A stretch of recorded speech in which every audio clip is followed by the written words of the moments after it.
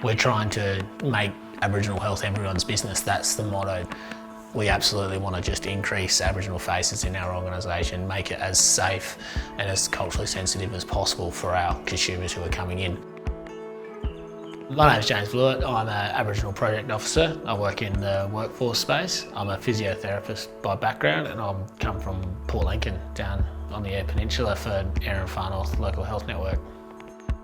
For me, there wasn't exactly anything to be able to stay and study based over in Port Lincoln, so I needed to move away to do my physiotherapy degree.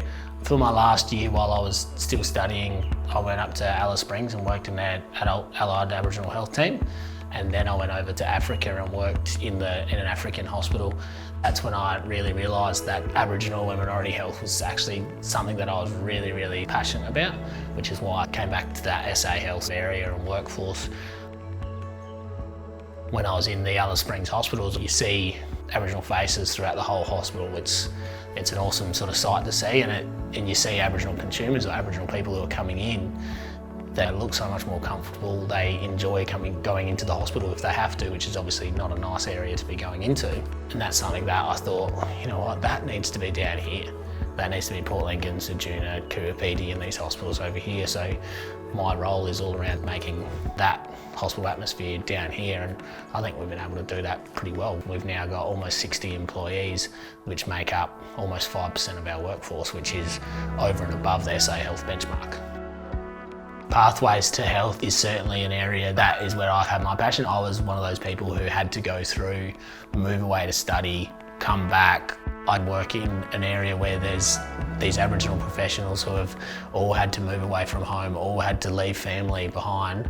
That's what I want to sort of try and change and make it easier for people to be able to do that. Whether they're staying at home on country to be able to study or whether they have to, still go away, but trying to make sure that those supports that make sure that they can succeed are there. We've got lots of young Aboriginal women in the organisation. I'd love to have more Aboriginal males as well, but the Aboriginal ladies that are all through the rooms here are great young leaders for our organisation. They're community members, they love sort of moving apart the community, going into different areas, they're professionals, they've got backgrounds, they've all done lots of different things as I have in health, and we certainly lean on each other for support, lean on each other for help. Yeah, we're super lucky down here, that's for sure.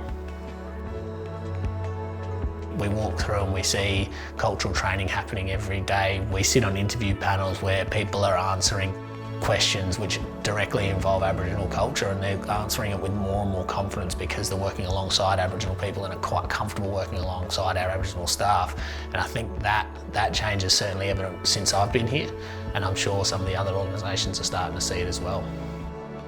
We hear it all the time, the preferred employer for our community. We hear it when we go down the streets, when we go to organisations, when we go to the community, that people are actually starting to call us and starting to message us and seek employment in this organisation because it's starting to become the preferred employment for our communities, which is great.